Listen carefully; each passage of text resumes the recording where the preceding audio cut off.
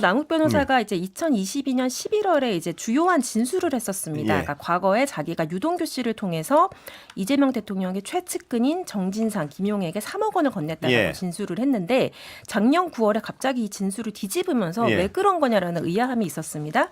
근데 그때 이제 남 변호사는 이게 내가 내 기억에 의한 게 아니고 나는 유동규한테 돈을 줬는데 그게 어디로 갔는지는 몰랐는데 수사 과정에서 검사에게서 들은 내용이 많았다라고 예. 하면서 당시에 2박 3일간 검찰청사 구치관 맨바닥에서 잤다. 예. 그리고 이 대통령 수사에 대한 압박을 느꼈다라고 폭로를 했었습니다. 그래서 이 내용이 지난 7일 그 국정조사 특위 회의에서도 나왔었는데 저희가 그 서울구치소 근무 일지를 입수해서 봤거든요. 우리 단독이죠? 네, 예. 그렇습니다. 그래서 남 변호사는 이미 이제 구속이 됐기 때문에 서울구치소에서 지내고 있었습니다. 그런데 검찰이 체포영장을 발부받아서 조사를 밤 12시까지 하고 예. 서울중앙지검에 있는 구치감에서 밤을 보내라고 한 거예요. 네. 그게 22년 9월 16일이었고요. 9월 17일 그 다음 날에도 아침 8시 20분부터 밤 10시 40분까지 네. 조사를 하고 또 밤에 구치감에서 대기하라고 예. 하고 그 다음 날 9월 18일 오후가 돼서야 체포영장 시한이 이제 48시간이 끝났으니까 구치소로 돌아갔습니다. 예. 근데 구치감이 제가 들어가 보진 않았지만 이게 재판이나 조사 받기 전에 임시로 이제 예. 대기하는 장소이기 때문에 뭐 생활을 하고 교화를 위해서 만들어진 구치소와는 좀 환경이 좀 다르고 훨씬 좀 좁더라고요. 사진을 보니까 한 2평 정도 그렇습니다. 되고 변기도 그 안에 있고요. 그래서 이거는 뭐 약간 고문 아니냐라는 예. 식으로 이제 특위위원들이 지적을 했고 검찰 스스로도 이런 식의 조사는 좀 이례적이다라고 예. 인정을 했습니다. 그리고 그 이후에 이제 저희가 또 그 구치소 기록을 다 받아봤는데 11월 21일에 나중에 이제 그 남 변호사가 구속기한이 끝나서 석방이 됩니다. 예. 그러면 9월 18일부터 11월 21일까지 약 2달여간 서울구치소에서 이제 출정한 기록을 저희가 달력으로 정리를 해봤는데 재판이 있는 날에는 9시에 구치소로 나갔다가 저녁 7시에 복귀하고 예.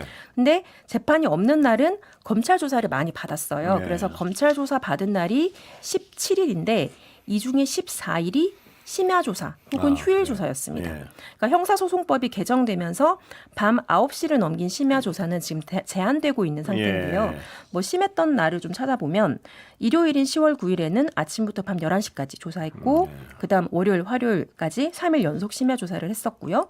10월 27일에는 구치소 복귀 시각이 새벽 1시 30분으로 기록이 돼 있기도 했고 또 11월 21일 0시에 구속기한이 만료됐는데 그 직전인 11월 20일에도 밤 10시까지 조사를 받았습니다. 그리고 예. 나서 11월 21일에 재판에 출석해서 남 변호사가 그 진술을 한 거예요. 과거에 유동규를 통해서 정진상, 김용에게 3억 원을 건넸다. 예. 이게 이제 작년 9월에 본인이 뒤집은 진술입니다. 예. 이 어떤 이 이후에도 고강도 조사가 계속됐다는 거죠, 그러니까. 그렇죠. 예. 그래서 2박 3일 구치감과 그 조사실을 오가는 조사 이후에도 예. 내가 구치소에 있으면서도 계속 검찰에 내 재판은 계속 받으면서 검찰에 불려가서 조사를 예. 받았는데 그 조사도 휴일 조사나 야간 조사가 많았다. 예. 그러니까 이게 특정한 피고인에 대해서 옹호를 하겠다는 취지는 아니고 예. 그러니까 검찰의 어떤 수사 기법이라고 예. 할까요? 피고인을 압박하는 이 수사가 어떤 식으로 이루어졌는지 예. 그래서 대통령 측근 사람들을 이제 수사하기 위해서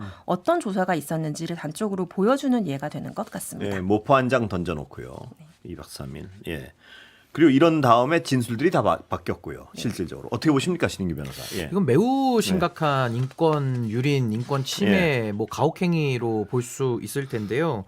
이게 지금 이재명 대표와 관련된 네. 사건 관계자들, 뭐 남욱 변호사, 또 이화영 전 지사, 네. 뭐 이런 분들 네. 여기에 대해서 아니 저는 이분들에 대해 가지고 뭐 무죄다 이런 얘기를 하려고 하는 게 네. 아니라요. 법률적으로 책임질 부분이 있으면 책임져야죠. 예. 근데 그 조사 과정에서 윤석열 검찰이 사실상 어떻게 보면 잠을 그 맨바닥에서 재우는 등의 예. 그런 일도 있었을 뿐만 아니라 뭐 사진을 보여주면서 뭐 이렇게 외과 수술이 아니라 예. 뭐 장기를 뭐 드러내는 방법도 있다라는 식의 이야기를 또 하는 협박을 한다든지 아니면 뭐 연어 술 파티라고 네. 우리가 지금 이야기하고 있는 이런 여러 가지 행태들이 특수수사의 기본 원칙을 안 지킨 겁니다. 네. 결국엔 특수수사라는 것은 답을 정해놔서는 안 되고요. 따라가다가 증거가 없으면 멈춰야 되는데 네. 정 증거가 없으니까 법리도 이상한 걸 갖고 온다든지 아니면은 진술에만 의존을 해가지고 네. 한 사람으로부터 진술을 받아내는 형식인 거죠. 그러다 보니까 이런 가혹행위가 있었을 때는 당연히 검찰이 원하는 진술을 할 수밖에 없는 그런 상황으로 몰려가는 거 아니겠습니까? 예. 그렇기 때문에 저는 정말 이번에 국정조사를 통해서 검찰이 했던 이런 과오들에 대해서 저는 명확하게 진상규명을 하고 예. 성역 없이 조사를 해서 이건 반드시 해당 검사들에게 저는 형사적인 책임을 물어야 된다. 예. 그래서 이것은 뭐 그냥 넘어갈 수 있는 사안으로 보여지지가 않고 이건 정말 대한민국의 이 민주정에 대한 이 역사 자체에서 정말 이건 오명을 남긴 그런 사건들로 아마 기록되지 않을까 예. 매우 심각하게 보고 있습니다. 예, 장성철 소장 어떻게 보십니까? 저는 양쪽 얘기를 다 들어봐야 될 예. 것 같아요. 검찰이 뭐 이례적이라는 짤막한 뭐 설명을 하긴 했지만 왜 이런 일이 벌어졌고 이것이 정말 인권 침해의 소지가 있었는지 예. 그리고 불법적인 소지가 있었는지 다 한번 검찰의 얘기도 들어보고 예. 판단을 해야 될 것 같다. 이쪽 한쪽의 입장만 갖고는 판단을 하지 못하겠습니다. 예, 지금도 검찰 얘기 나오고 있지 않습니까? 근데 이건 뭐 비이상적이었다. 그렇죠. 이례적이라는 표현인데 설명을 쭉 좀 들어봐야 될 것 예. 같다. 구체적으로 그런 생각이 듭니다. 예, 뭐 물론 끝까지 어떤 사건의 전반적인 어떤 걸 살펴봐야겠지만요. 지금 주목되는 건 이런 가혹행위가 있었다는 상황이 지나고 나서 진술이 모두 바뀌었다는 거. 그 부분은 굉장히 주목해야 될 것 같아요. 저는 이 예. 부분에서는 뭐 양 당사자의 예. 진술을 들어보는 게 예. 지금 핵심이 아니라 예. 당시의 상황을 정확하게 우리는 진실을 규명해야 되잖아요. 예, 뭐 양 그렇습니다. 당사자라 해도 각자 이야기만 네. 하면은 결국 진실을 판단하는 것도 예. 국민들의 몫일 텐데 저는 이 부분에 대해 가지고는 지금 뭐 예를 들면 예. 연어 회초밥이 들어갔냐 아니냐 수원지검에서는 음식물 반입이 된 적이 없다고 예. 이야기를 공식적으로 했는데 교도관들이 나와서 다 이미 증언을 해서 국가기관이 거짓 발표를 한 네. 거잖아요. 그러니까 이건 제가 하나의 예를 든 거지만은 당시에 이 수사라는 것이 특수수사 또 게다가 야당 대표를 정점으로 해서 들어가는 이 수사가 형사소송법이나 대한민국에서 형사사법 시스템이 갖춰놓은 그 정상적인 절차를 벗어났다는 면 하나만 가지고도 예. 이걸 검찰이 할 말이 있을까요? 그러니까 여기에 대해서는 저는 반드시 진상규명은 반드시 이루어져야 된다고 예, 봅니다. 이정 기자. 예, 예. 추가로 이제 여기 팩트를 좀 더해드리자면 이런 식으로 이제 이미 구속이 돼 있는데 체포영장을 발부해서 2박 3일간 조사한 사람이 이제 유동규 예. 씨가 또 있었고 그리고 이제 오늘 그 국조특위위원들이 서울구치소에 네. 이제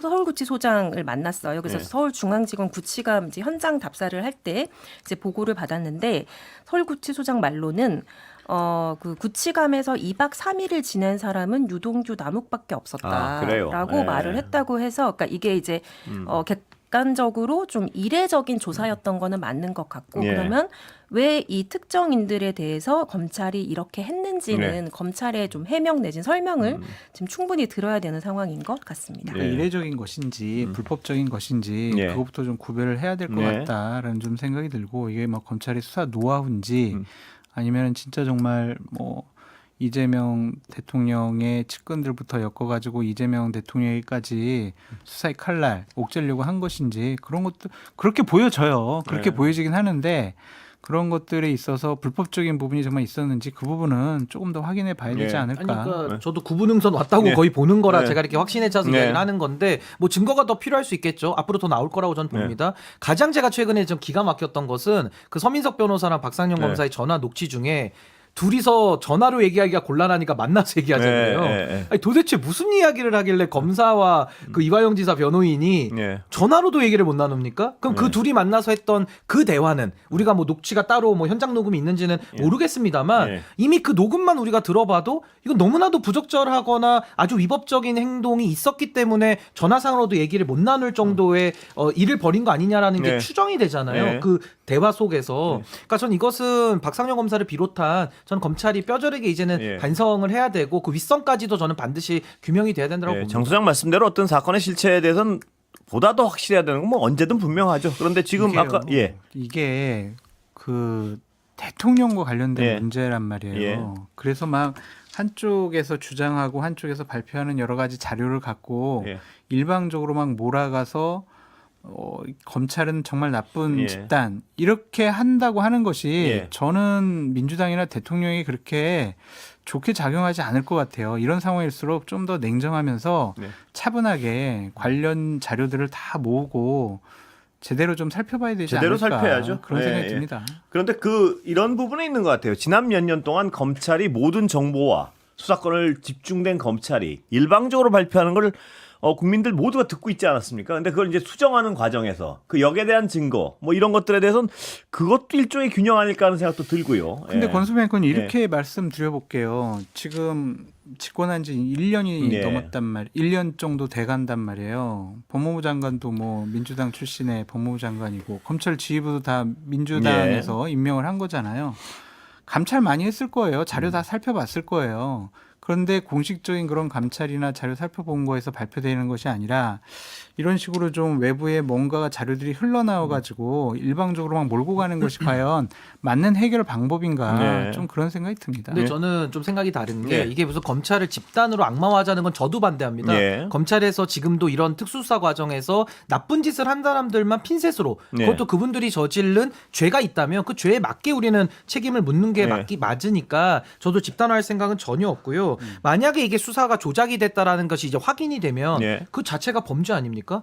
그렇습니다. 조작이라는 범죄는요 국기문란 사안이잖아요. 네. 근데 그렇다라고 한다면요 이걸 가지고 지금 뭐 왜 취임한 지 1년 차인데 이거부터 하느냐 이렇게 말씀하시는 분들이 계시는데 조작 수사에 대한 범죄는요 네. 그 증거가 지금도 휘발되고 오염되고 있기 네. 때문에 신속하게 그 진상을 규명하지 아니, 않으면 해야죠. 않으면 네. 나중에 가서는 아예 진실을 규명할 수 없는 지경까지 네. 가기 때문에 저도 이걸 정쟁화해서 할 이유는 전혀 네. 없고 차분하게. 진실을 규명하는 쪽으로만 좀 차분하게. 지혜를 모아야 네. 된다고 봅니다. 차분하게 팩트 나오는 대로 맞습니다. 팩트가 나오는 건 또 나오는 대로 비판할 건 그럼요. 해야 근데 이게 지금 되고요. 차분하기가 좀 어려운 게 네. 팩트가 나와도 그걸 막 부인해 버리는 분들이 네. 계시고 박상용 검사가 국민의힘에서 한 무슨 모임인데 이름만 청문회로 붙여가지고 가가지고 자기 이야기를 막 하다 보니까 참 이렇게 가서는 이게 너무 정치 투쟁적으로 흘러갈 우려가 있어서 예. 전 진실 규명에만 우리가 집중해야 그렇습니다. 된다고 봅니다. 아까 그리고 이정훈 기자가 얘기했던 남욱, 유동규 뭐 이런 사람들만 그러니까 굉장히 키맨이고 이재명 당시 어떤 대표한테 연결되는 그 사람들만 유독 가혹하게 수사를 했고 뭐 이런 부분들은 팩트니까요. 지금 나온 거는 뭐 한번 하나씩 짚어나가야 될 것 같습니다. 여기까지 듣겠습니다. 오늘 세 분. 이정훈, 신인규, 장성철 세 분이었습니다. 고맙습니다. 예, 감사합니다. 아이를 어떻게 할 수 있다 이거 기억나시죠? 장기 다 드러내는 수사 방식. 정일건 검사가 오늘 출석을 했는데요. 여기에 대해서 차규건 의원이 꼬치꼬치 따져 묻는 장면이 있는데 한번 보십시오. 대장동 관련돼서 어떤 조작 의도가 있었는지 하나하나 여러분들이 확인할 수 있는데요. 그 영상 잠시 보겠습니다. 제가 당시 그 남욱 씨하고 이야기할 때 환자를 진료하는 의사의 치료 방법에 비유를 했던 사실이 있고, 자, 그게 제가 좀 전에 정인이 그 오마이뉴스에 그 하셨다는 말 제가 다 인정을 길게 말씀해 드렸잖아요. 정인 맞다고 하셨잖아요. 예, 그 환부만 저 보도 내용 환구 수술 신수가 돈이 낸다. 그게 정인이 한 말로 기자 정인 신청할까요? 기자들 다 그 녹음하지 않습니까? 도려내는 수사를 해야 된다는 자, 됐습니다. 원로들의 비유적 표현을 됐습니다. 했던 자, 부분이 있습니다. 정인 그 남욱에 의하면은 구치감에 있을 때 변호인 접견 못했다고 합니다. 정인 변호인 접견 왜 못하게 막았습니까? 제가 못하게 막은 적은 없습니다. 막은 적 없어요. 자, 남욱 나오면 한번 확인해 보겠습니다. 좋습니다. 남욱 씨에게 진술 거부권 및 그리고 변호인 오케이, 남욱한테 변호인 접견하고 싶었는데 검사가 막았는지 안 막았는지 정말 다음 주가 나오니까 한번 물어볼게요. 막은 적 없다고 말씀하셨습니다. 자, 그 다음에 남욱이 오랫동안 아이들을 보지 못한 상황에서 도의적 인도적 차원에서 보여준 것이라고 했는데요. 정의는 남욱이 오랫동안 아이들을 보지 못한 거 어떻게 알았습니까? 이미 남욱이 당시에 1년가량 그 구금되어 있던 사정이 있었기 때문에 그럴 거라고 생각했습니다. 아니, 구금 내면 아이들이 가족들이 구치소 면회 안 가요? 제가 그때 알고 있기로는 남욱 씨의 가족들이 미국에 있었다라는 걸 언론 보도들을 통해서 접했었습니다. 애들이랑 다 그 미국에 있었다. 그래서 미국인 애들 보고 싶어 할 건데 사진 보여줬다. 이 말입니까? 사진을 그리고 어떻게 보였어요? 그 이전 수사팀에서 확보한 수사 자료에 있었던 것으로 알고 있습니다. 자, 아이들 사진 보여주는 게 수사하고 무슨 관계가 있습니까? 당시 남욱 씨가 그 심리적으로 조금 안정을 취할 수 있도록 제가 뭐 인도적이고 도의적 차원 남욱 씨가 그거 보고 심리적 안정 취했겠습니다. 얼마나 고통스럽겠어요. 그거 가지고 많이 들어서 해야지. 입장 바꾸놓고 입장 바꾸놓고 당신이 구금되어 있는데 가족 사진 보여주면 심리적 안정이 되겠어요. 그게? 자, 저런 수사 기법으로 실제로 이제 조작 정언을 하도록 만들어 놓고 지금 정일근 검사가 이제 나와서 저렇게 그냥 태연하게 인도적 차원이다라고 이제 얘기를 해버리면 그들의 눈에는 저게 인도적이다. 저거는 수사가 아니라 협박? 폭력배들이 맞아요. 협박하고 공갈할 때 쓰는 방법이죠. 쉽게 말해서 뭐 좋은 말로 가족해야겠다는 거잖아요. 예. 그렇게 해석될 수 있잖아요. 당연하죠. 사자 입장에서는 수사기관에서 수사를 하면서 폭력배들이 쓰는 것 같은 겁박의 방법을 쓴다라면 이거는 중하게 처벌해야 될 범죄입니다. 맞아요. 정서적 안정을 수사기법이 아니고요. 정서적 안정을 위해서 지금 감옥에 1년째 있는 사람에게 가족 사진과 아이 사진을 보여준다는 의미가 정서적 안정이 안 되는 거죠. 오히려 진짜 더 협박하고 더 약간 목조이는 이렇게 잔인한 방법으로 합니까? 자, 그래서 이제 본인의 가족들, 아이들 사진을 가지고 누군가 한다면 저 사람은 어떻게 할까 이제 이렇게 의견 주고 계시는 산소 박사님도 계시고요. 조작 왜곡 사기꾼들이 진실을 말하지 못하는데 정말로 뻔뻔하게 버티고 있다 뭐 이런 얘기도 많이 나오고 있는데 이것은 시청자 여러분들이 일단 판단을 해 주시기 바랍니다. 여러분, 국정조사 보셨습니까? 매일 뉴스 진행하면서 별별 사건 다 다뤄봤지만 진짜 이번 검찰 행태는 영화 아수라가 따로 없습니다. 아니, 1년 넘게 감방에 가둬둔 사람한테 뜬금없이 애들 사진 들이밀면서 심리적 안정 운운하는 게 상식적으로 말이 됩니까? 일제시대에 일본 놈들이 하던 가족 협박 수법이랑 다를 게 뭐가 있습니까? 더 기가 막힌 건 자기들이 봐주고 싶은 사람들은 일부러 공소장을 엉뚱하게 써서 판사가 어쩔 수 없이 무죄를 때리게끔 교묘하게 세팅을 해준다는 거죠. 그래놓고 비난의 화살은 판사들이 다 맞게 만들고 자신들은 뒤로 쏙 빠져나가는 거죠. 정말 소름 돋지 않으십니까? 미운 놈은 없는 죄도 억지로 만들어서 사냥하듯 탈탈 털고 제 식구는 서류 장난쳐서 합법적으로 면죄부 주고 있는 게 지금 정치검찰입니다. 수사권, 기소권 다 독점하고 있으니까 본인들이 법 위에 군림하는 무소불위의 권력인 줄 아나 봅니다. 이건 단순한 진상조사로 끝날 일이 아닙니다. 당장 특검을 도입해서 이 기형적인 정치검찰 카르텔을 아주 뿌리까지 싹 다 뽑아내야 합니다. 상식과 정의가 바로 설 수 있도록 시청자 여러분께서 끝까지 두 눈 부릅뜨고 함께 지켜봐 주시길 바랍니다.